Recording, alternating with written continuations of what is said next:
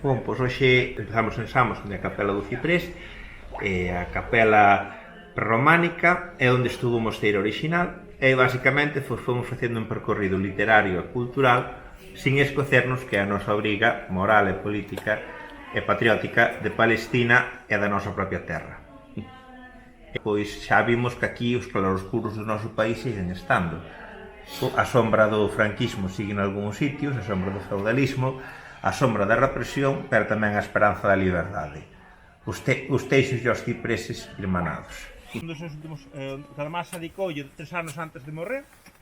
aquí para cando aquí se fixo a primeira feira de artesanía.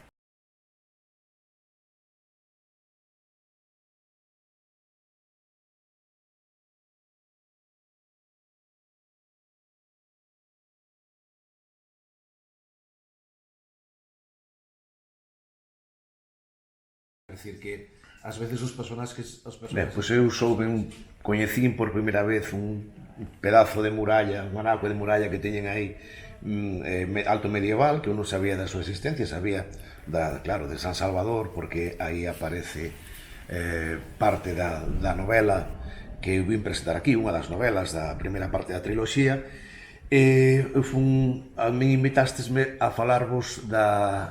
das miñas novelas que empezan aquí, da triloxía Vanu Marguán, a estirpe do galego, da primeira e da segunda que están publicadas, a primeira Ao sur da liberdade e a segunda Entre a vontade e o destino. Son novelas que empezan aquí, son novelas que falan dun período da nosa historia bastante escuro. Entón eu trato de botar un pouquiño de imaginación nesa parte escura,